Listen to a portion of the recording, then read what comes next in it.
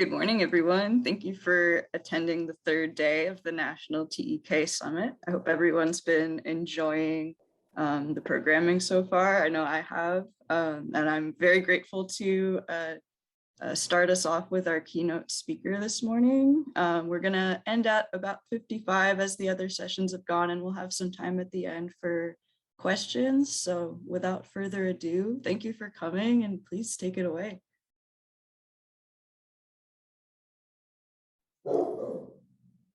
All righty. Laura, do you want me to kind of just jump in? Yeah, go ahead. We're excited to hear from you, Pat. Thank you so much for being here. Sorry, that is not my stomach growling, that's my dog. He's about 15 years old, so I will say apologies in advance. He should be okay in about 30 seconds because the mailman is here. It is kind of with great pleasure that I have the honor of presenting with you today. And you know, the theme of the conference is relationship, responsibility, and reciprocity. And so in that light, I really wanted to talk about and put in context how we are placed when we think about traditional knowledge, and why in many instances that is subordinated against many other kinds of thoughts, and does not place a really high priority to both the values and knowledge that are provided from this space. And so for me to appropriately think about this, one needs to kind of go back in history, because there is a whole system, a body, as well as a kind of a legal ideology that has been placed upon all Native peoples and agrarian societies that we've been really living with for, the last 700-800 years. And so certainly history always provides a context, but in this situation, we are really dealing with something that is still before us today. And so we not only live with the history, we live with those present day kinds of implications that affect the area that many of us either study or work. And so I think this discussion might provide some context and background relative to where we are today. And so the title of my discussion is How the Doctrine of Discovery Still Lives with Us, and much of that ain't good. So when we talk about this, we're really kind of integrating many of the cornerstone features of traditional and indigenous ways. And again, as I alluded to, these are historically subordinated and institutionally contained because of policies, and these policies which are grounded not in a kind of a legitimate legal theory. And so, like a great many things, it places communities of color, but specifically indigenous communities, 100 yards before we even get to the starting line. And so that is how I'd like to kind of start our discussion, so that we have an understanding of the unfortunate steps before the metaphoric as well as kind of literal landscape in which we work. So the period of history that I'm referring to is known as both the age of discovery or the age of exploration.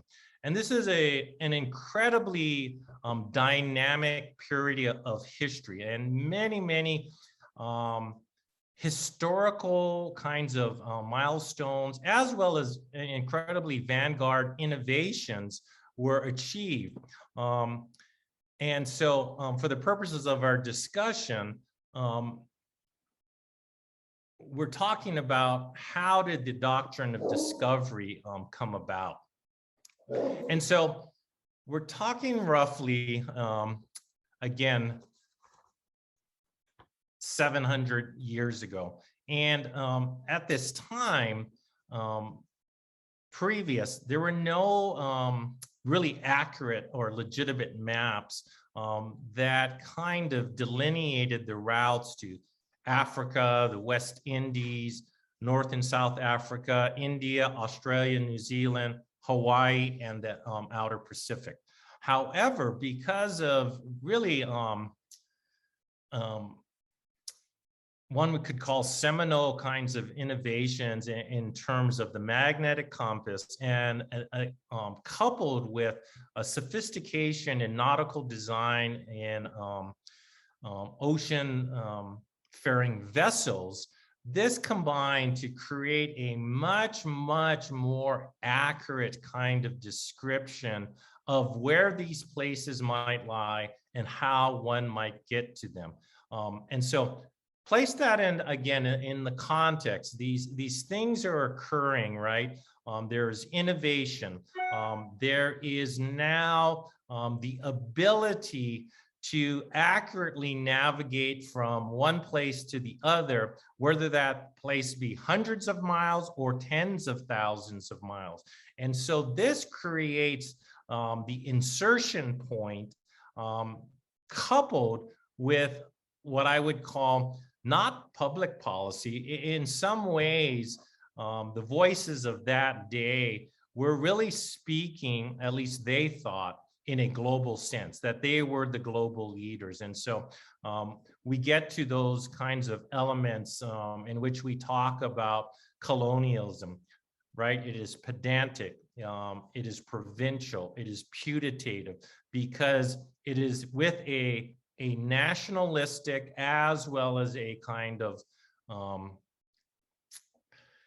both secular and non-secular kind of elitism in which they advance this. And so what is that public policy that was kind of really the prevailing thought and creating the impetus to why this was done? Well, one, the Catholic Church wanted to exponentially increase trade and commerce. So they had a fairly large economic interest. They knew that there were larger and bigger entities outside of Western Europe, that if they could make a foray and an imprimatur, that would most logically translate to them having a foothold in terms of economics and commerce. The second part was to really expand and proselytize the global community relative to Christianity. And in this particular flavor, it was Catholicism. So they had both economic interest, right? And then they had the interest of a prevailing kind of theology. But, you know, one needs to really keep in mind, unlike, you know, the checks and balances that are built within our particular form of democracy, there was no separation, no demarcation between government and the church. And in fact, these were one in the same. And so there was a conflation.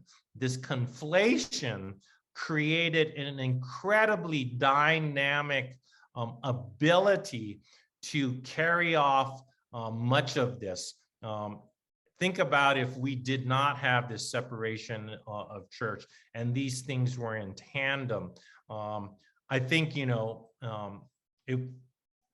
most of us would say it would not be for the good, but at the same time, it would be a very, very kind of formidable structure to work against. And so it is with that the doctrine of discovery really kind of bundled and then cohesively integrated a multi-matrix of theology, politics, as well as the legal construct for the blunt purpose to colonize and take lands from basically two populations, agrarian society and non-Christians. And so in many instances, we are talking about one and the same, but that was their kind of business plan, if you will. Let us go forth, let us conquer, and the demographic that we're looking for, and one that was pretty sizable out there at this period of history, were farmers and non-Christians. So, you know, it is kind of an interesting thing to look at. It is also the reason that if, you know, why does Brazil speak Portuguese? And if you go from that part of Eastern South America all the way to Macau, they are Spanish speaking. So you can go from Brazil to São Tomé to Macau, and they were Portuguese speaking, excuse me. And then if you just were to go a little east from Macau, you would see from the Philippines through the Americas to Brazil, they were Spanish speaking. What happened was the church at the time basically divided the world between Spain and Portugal, and not unlike, you know, how their kind of previous administrations have just set out public lands to lease, the whole world was set out to lease, but in a far more kind of poignant and profound way. This is how the earth was split up. So on May 4th, Annus Domino 1493, just a fancy way to say it, in our year of the Lord, a papal bull was set forth by Pope Alexander VI, and it provided the specific instruction to conquest the new world. So if it's not already painfully obvious, this was patently dismissive of any other kind of thought than these Western European stakeholders. And in short, the ideology was really tethered to the dehumanization of any other culture. And so it subordinated any thought that was not theirs. And anything else was then devalued, made illegitimate in a way that it brought forth to these countries this basic moniker that we'll kind of discuss very shortly, but it's called terris nullius. It is saying your land is of no worth, and the reason why is, one, you're not a Christian, and two, the way you're utilizing your land is not to the kind of sensibility from our both vantage and experience. And so if you were farming in a different way, if your utilization was in a sustainable, and so they thought that there was not being a productivity to the land, it was not just thought lower of, it was valued to the point of saying it has no value. Now, there's a paradox to all of that, right? If this land was so unvaluable, why the F did you claim it? Think about it. At the same breath you claim terris nullius to the land, you then make claims to acquire this land. So I'll start in a kind of a syllogistic way, right? And so some of the most egregious and what I would think morally pedantic elements of the doctrine of discovery are these kind of large categories of how they implemented it. The first one was called first discovery. It's a kind of almost a rudimentary playground, first come, first serve. Thus, the first European to come and discover the land was granted both a property right and a right of sovereignty. They not only acquired their land, they became the ruler and the sovereign of that land, and extinguished everything else that was up to that point in a mere kind of action of placing a flag and saying, this land is discovered on behalf of the church. And so one need not take physical possession. The act of just saying this and discovery was sufficient to construct a claim of legal title. Let that kind of settle in. They did not, like in many kind of common law theories like adverse possession, need to stay on the land for a period of years. No, they merely had to say, this is mine, and that then extracted both legal title from the owners, as well as place these European discoverers and the countries they represented in the position of the sovereign.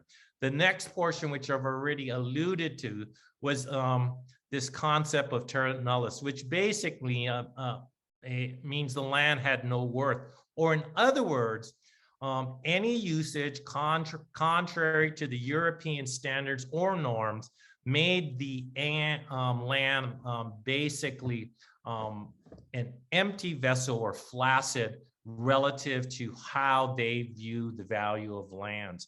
And so this is not, I think about it,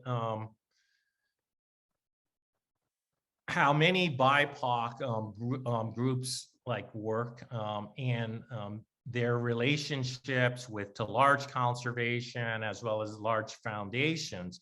And it's not unlike the many metrics that are placed from these kind of status quo institutions and then placed on a smaller institution and say, unless you do A, B, C, and D relative to how I quantify the metric of success, this is of no value.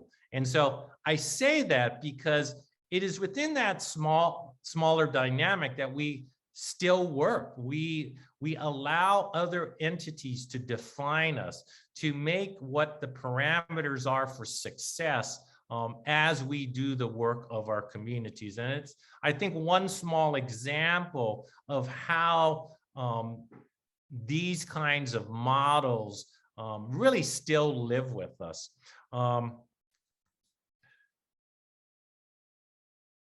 I also want to kind of say that the original kind of people that were doing these European discoverers were both liberal in their application and uses of this doctrine. And so at its kind of core, they had almost unfettered unilateral ability to make these determinations.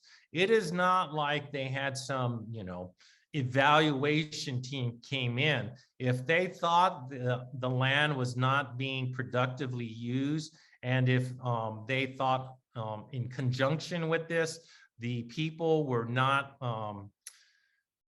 exercising the type of kind of faith that they should, just those two items in a flash of a moment, they could claim the land. So it is obvious, right, that Christianity was at the primacy of the doctrine of discovery, and the proclamation of Christianity basically to non-Christians was deemed not only to have the same rights, but only to use it. And so let me kind of just clarify.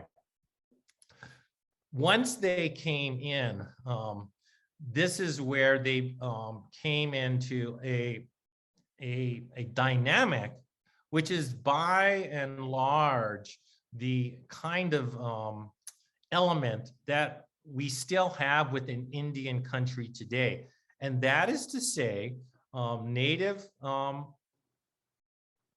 people did not have the right to own lands. They had only the right to use it, and those limited rights could easily be abrogated by a single act by these Christian discoverers.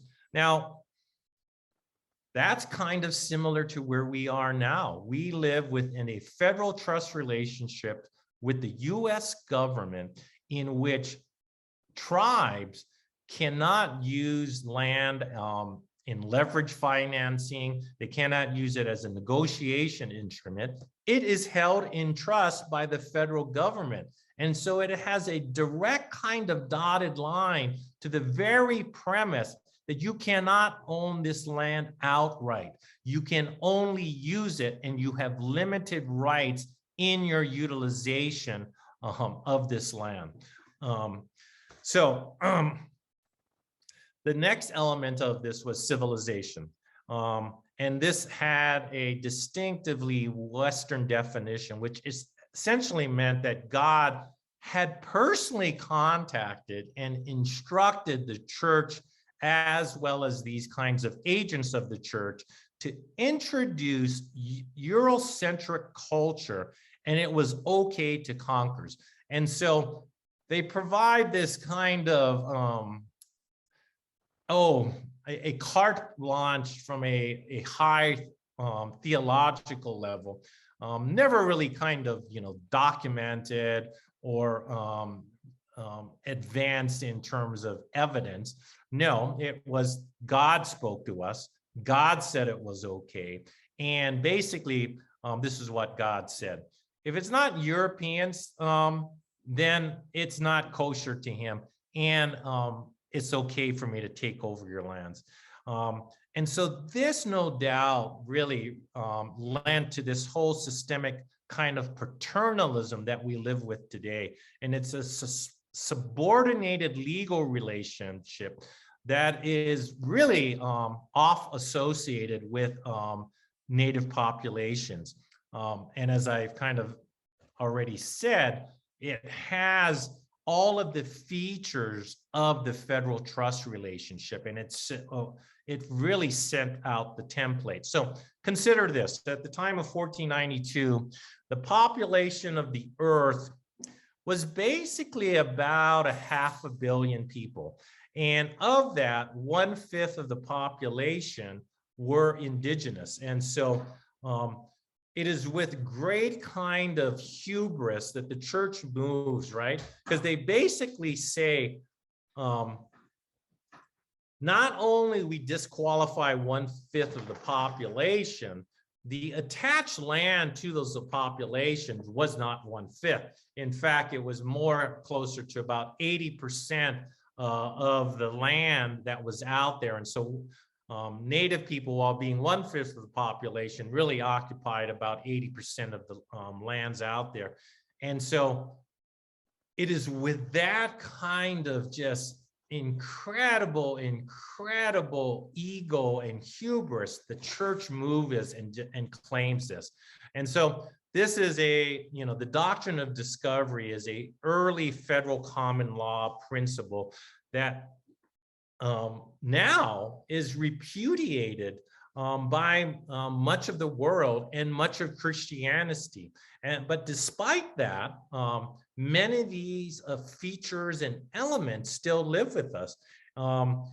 Again, we need to really reflect that native and indigenous people did not hold their lands in what we would call fee simple absolute.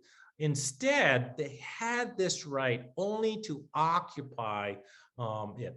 And it's from this, right, that we then form the common or modern legal vernacular of Indian title. You have the right to occupy, but you do not have the right to sell or own. So the doctrine and its successors have a kind of a right of preemption that bars native people from selling their lands to anyone except the sovereign. So once it was claimed, it then extinguished all other kinds of legal rights, placed the discoverer in it, as well as the ability to sell, because of the first point. They did not have, in their eyes, absolute title to the land.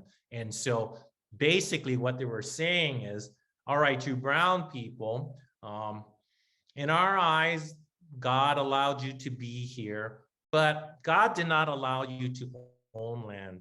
He sees it in our eyes that you can go about and do what you need, but this is just a limited grant, and one that comes with no ability of to negotiate or transfer or sell. And so if we're looking this at a modern day kind of context, this also prevents from the single largest asset for most kinds of people in America today, and the transfer of wealth of a home or a piece of real estate. And so that prevents all of that.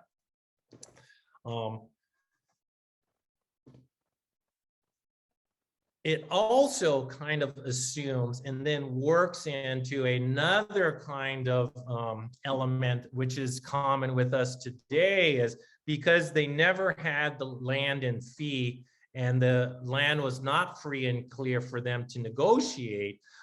It also then makes this presumptive kind of legal concept that Indian lands do not require just or equitable compensation if the sovereign decides to make a unilateral kind of decision to take back the lands. And so this is another element that we are still living with. In fact, one of the most seminal kinds of Indian cases, Johnson and McIntosh, is an incredibly famous Indian case about the ability of two tribes to sell to individual purchasers. And so the Supreme Court held that they didn't have the authority to sell lands, and they did not own the lands, moreover.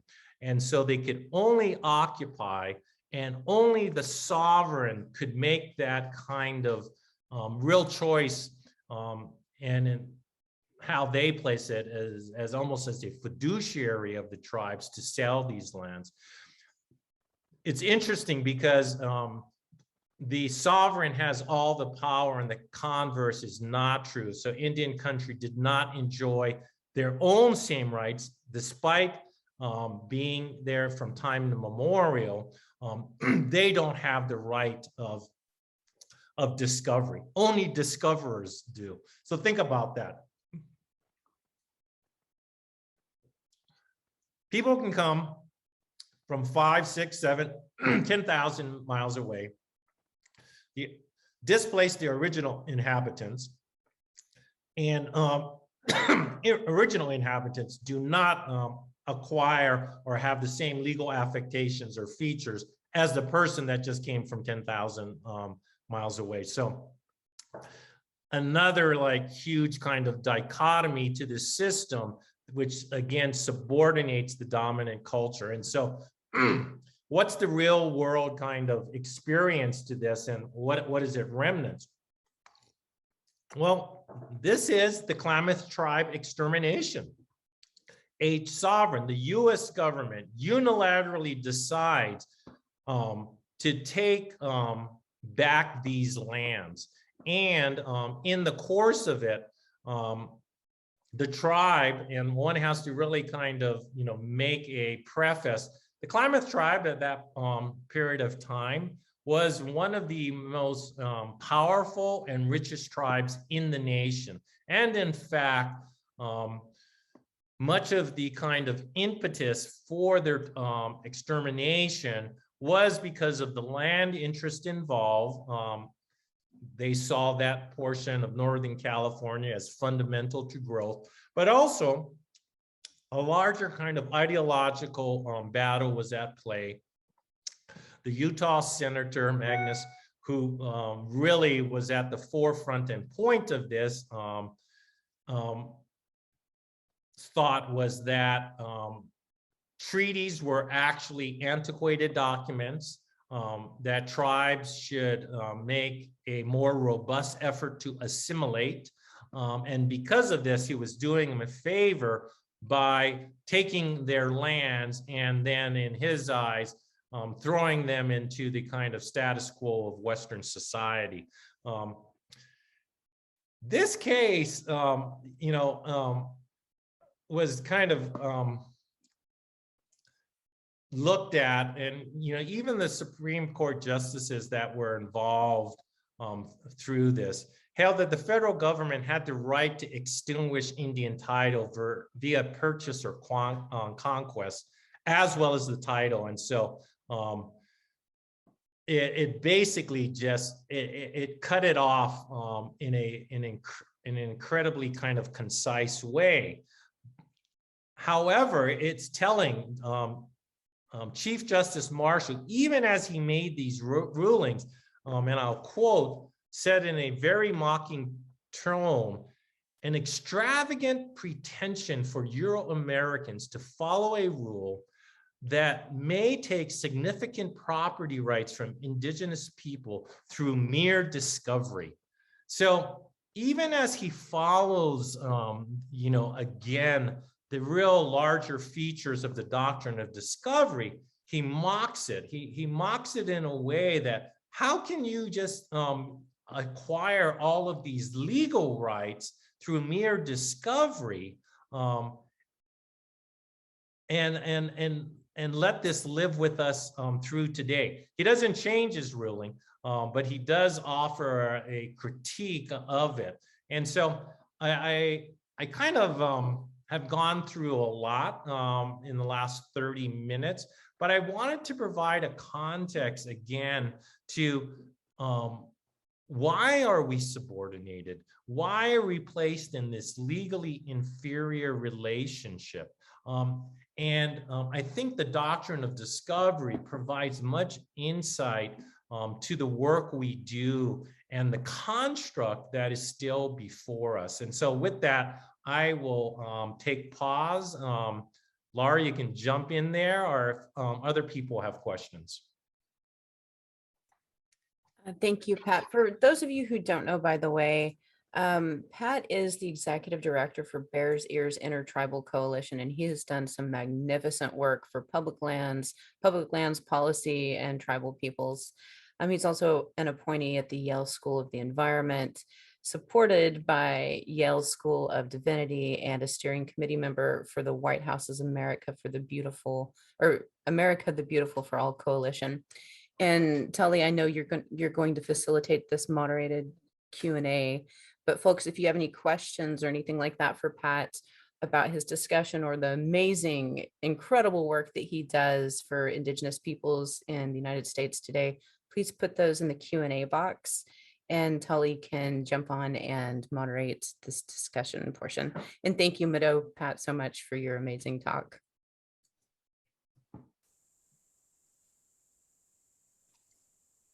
Yeah, I don't see any questions in the chat yet. Does anybody have any questions or comments for Pat? Laura knows this. The secret to a successful PhD is pick a topic that is so obscure that by default you become an expert.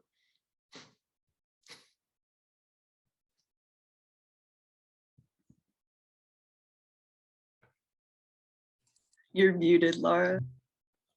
Sorry, Pat, that's exactly the route I've chosen for my PhD, obviously. As a recreation ecologist who's taking on the impacts of Indigenous lands and how outdoor recreationists are impacting Indigenous peoples. And yeah, so it's a good route to go. And Pat, I'm really thankful for the work that you do. Folks, if you have questions for Pat, please go ahead and put those in the chat. I do have a question for you though, Pat. What are your next steps? What are you working on these days? And what's going on with Bears Ears? Our next steps with Bears Ears is, let me just clarify. I work on the side of representation of the tribes, and well, certainly the litigation that we were previously involved with affects us. I'm not engaged for just reasons of preserving the litigation.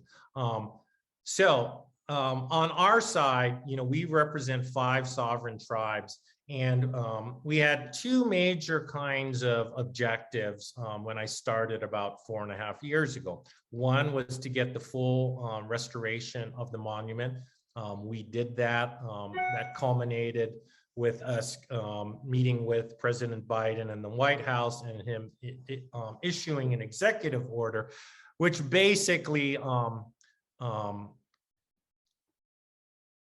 just extracted what President Trump did, and that was the 85% reduction. The second portion of our kind of large objective was to create a land management plan that was really reflective of the 5 distinct tribes that we represent: Navajo, Hopi, Zuni, Ute, and Ute Mountain. We have just finished that, and now we are with an interface with the federal government on how we integrate these land management plans. And so about of the landscape, about 85% of it is under the management of the Bureau of Land Management. The other 15–20% is with the U.S. Forest Service. And so the way that we're viewing this is that ours is really a manifesto of traditional knowledge and native land management. And we don't think it really that they're in competition with a federal land management plan, which tends to be far more syllogistic. For instance, you might have things on recreational access, grazing, those types of things. And so it really is a kind of a incredibly large checklist. And we think these are compatible documents that can be additive with a cohesive kind of institutional interface. And so that is the real kind of endeavor that we are involved with right now.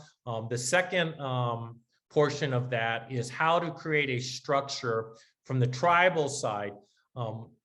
The coalition represents the tribes, but at some point they will become back, and not to confuse anyone, they will become the Bears Ears Tribal Commission. They will be under the umbrella of the federal family, and then really work in tandem with the federal government in the co-management. So how you think about that, because that will really set up the governance structure for the tribes, is probably the next big kind of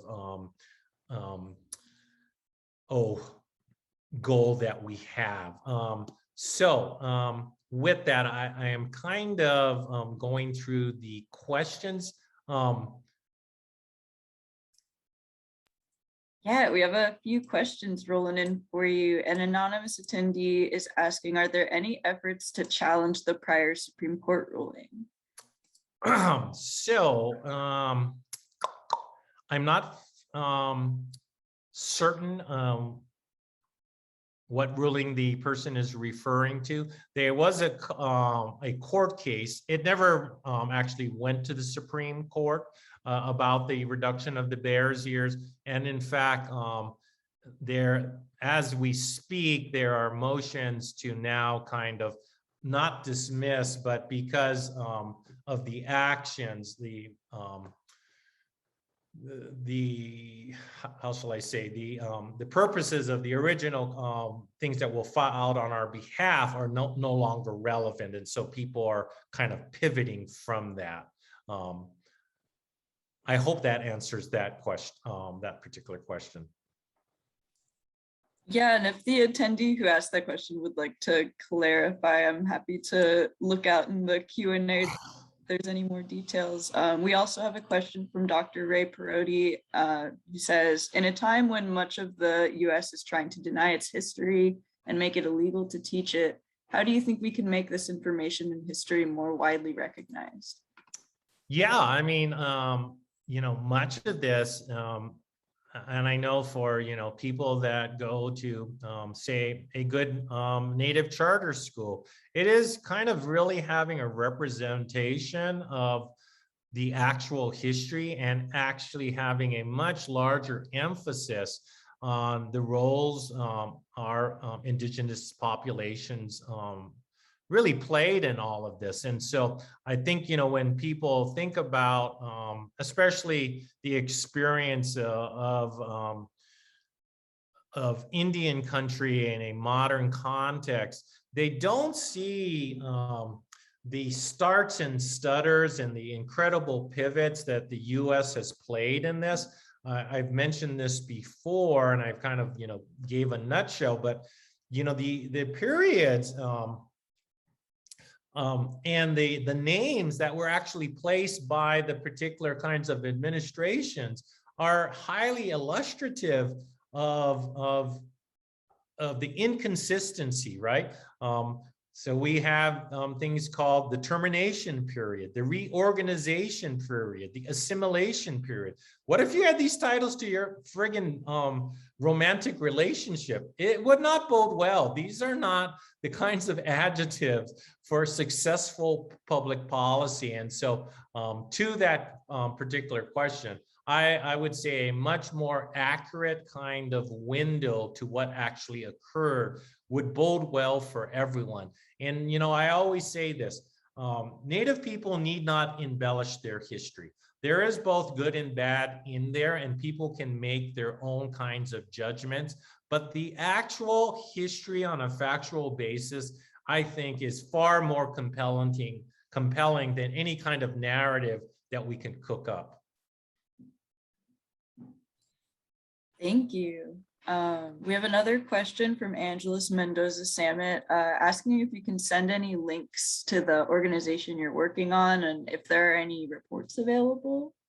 Yeah, there's a bunch of things in there. It's just the bearsearscoalition.org, and you can simply type that in and peruse. There's a lot of good stuff in there. Awesome, thank you. We have a question about from Don Motnick, and I hope I'm pronouncing everyone's names correctly. Apologies if I'm not. How often do you find the founding fathers using Genesis 1:28, quote, rule the fish of the sea? Don, you're very specific, aren't you? I can't comment on that. I don't know how many times the founding fathers have quoted that particular passage in the Bible, but thank you. No worries. We have a question from Mike Benedict. Do you foresee a time when the government will abandon trust in the status of tribes? The trust status of tribes, difficult question. Like anything else, Native people are fairly ingenious in working and creating their own cut-arounds. And the reason why I say that is the system is certainly paternalistic and parochial, but it is like anything else. There are some people in quarters of the community that are very used to kind of working within this dynamic, right? And so the other portion that needs to be said, and I'm not advocating it, is that there are issues of both taxation as well as kind of sovereign immunity, why people are still tethered to the trust kind of dynamic. And so, it's not me to speak on the behalf of, a little under 580 tribes. They're all sovereigns and they have their elected officials to kind of weigh in. What I will say as an observer is that there are many different kinds of thoughts to it. However, certainly because tribes do not own land outright, it does create and place them in a subordinate position because they can't even use the most basic dynamic of finance, and that's leveraging debt finance with their own lands. And because of that, they've been really then kind of paired in an institutional conflation with consultants and other people that have to then really navigate with tribes to how do they kind of fund and finance activities. So I'll leave it at that. Thank you. And thanks to the participants today for all these awesome questions. We have another one from Bob Newman asking, do you see any progress in upgrading American history education? So specifically like K through 12 and through higher ed on the critical insights you presented. Is the current anti-critical race theory movement making this more difficult? Is it happening at all? Yeah. So, I'll attack the bottom part of the question. So, the first thing I always tell people is, tribes, and they view themselves as political entities, right? And so when we talk about race theory, I think, well, they certainly could be, theoretically included in the discussion. Tribes see themselves as sovereigns. And so theirs is not a kind of an expansion and explanation of race. Theirs is their standing as domestic sovereigns. And that is quite different. And in fact, it is one of the reasons why tribes are so successful in the conservation space, is because they are not the Nature Conservancy. They are not the Sierra Club. They are over and above that because they have the legal affectation of being a political sovereign. Now, to your bigger question, do I see any progress? It's hard to say. What I know about the kind of the hierarchy on how we develop curriculum, it is largely a local issue to be decided, unless if you're in a particular state and that is not in conformity to that political kind of status quo. And then you will see state governments trying to become involved in local decisions. But because it is by nature a local decision, it's hard to make a comment because there are so many kind of disparate communities out there. I would hope it would be the understanding of Indian country in the historical context of the US is fundamental, not just from a historical basis, but is part and parcel of our Constitution. And so whether you are an R, a D, or something in between, it has a relevance. And I will say this, one of the most staunch and bona fide kinds of conservatives that is serving on the US Supreme Court, Justice Gorsuch, is actually, and I think this is, there's not even a close second. He is the most kind of expert practitioner of Indian law and policy in the history of the US Supreme Court, and he's a conservative.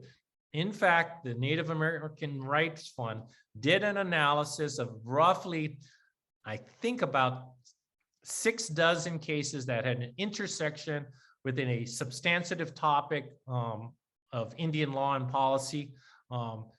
When he was in the district court in Denver, tribes won almost 70% of the time. So my point to that is, Justice Gorsuch is kind of arguably a friend of Indian country, but 2, this is not a D or R thing. It is people that are willing to verse themselves in the history and Indian law and policy that make the most difference.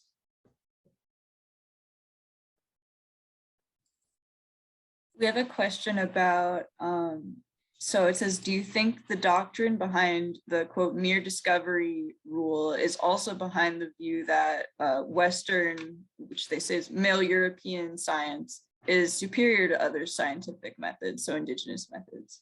Great question, anonymous attendee, because I really think about this with all of the kinds of large movements, but also financial underwriting that's occurring within climate change. You have some incredibly sophisticated groups. You have people that are underwriting these activities that include, the most upper tier of our own kind of, I wouldn't call them oligarchs, but these are the Jeff Bezos of the world, the Elon Musk, the Gates. They represent the modern day Rothschilds. And often the solutions that they pursue relative to climate change are highly kind of tech-centric without any real substantive metric of success.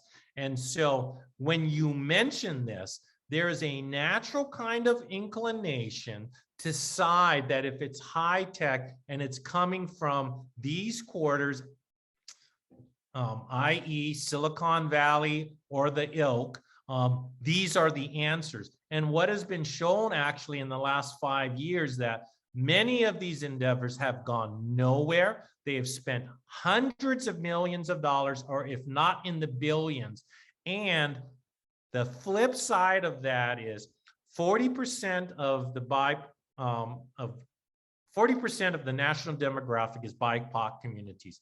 The other thing we know about that is climate change is most kind of affected in communities of color, and specifically in areas like the Bears Ears. Do you know what percent of funding goes of the roughly, I think there's about $5-6 billion in the street? Less than 1%. So despite having 40% of the population, and we know that from an evidence base, they're most affected, we have, again, a great inequity of funding, and it goes directly to the comment that anonymous attendee made. All right, we have maybe time for one more question. It's from Martin Storksiek, and I hope I said that right. I came in late, they said, but wondered about the sad historic, quote, truth that stealing or conquering lands through war and colonization has been the main means of the state to claim places and lands throughout human history across the globe. Are there international movements to address this issue? It depends on what you consider an international movement. Now, if you were to consider the ability to go to mainstream churches, there are a bunch of kinds of, I'll just kind of identify, say, Quakers, who've made a really pointed kind of demonstration to say, we were really wrong in these things, and we need to correct ourselves. Now, what is really telling is the Catholic Church has, I guess, fretted about it in a very kind of non-committal way, but they've never made a statement relative to the doctrine of discovery. Now, in terms of what I would call a more substantive kind of movement, no. There are, at least domestically, legal doctrines within the US that prevent it. And so there are instances, say, like the Oneida tribe of New York, which basically the court found that the capital, Albany, is on indigenous ancestral lands of the Oneida, and that it was illegally acquired. However, these doctrines, without getting too pedantic, are the doctrine of lashes and the doctrine of acquiescence. One, acquiescence it's a fancy term to say it's so much time has passed that the remedy is inequitable relative to what occurred historically. Lashes means that second part of it is that while we would love to correct the problem, there is nothing that we see that can be done at this turn, topsy-turvy. The second part is that the court's international jurisdiction, the U.S. has always been, again, fairly mercurial in their recognition of these courts. So even if you went to a court and had a dispute, the U.S. can just say, we don't recognize it. And that's been historically their particular kind of political posture to that. Thank you. Thank you for answering all our questions, and thank you so much for being here today and sharing your knowledge with us. We're probably going to start transitioning into our next session. We'll have a little time for folks to get water and take care of themselves again. And thank you again for joining us, everyone. Yeah, thank you, Pat. And thank you so much, Tully, for facilitating. Pat, I hope you have a wonderful day. And Mado, thank you so much for your words and your wisdom. It's always a pleasure to share some space with you, my friends. Tofa fafetai alo.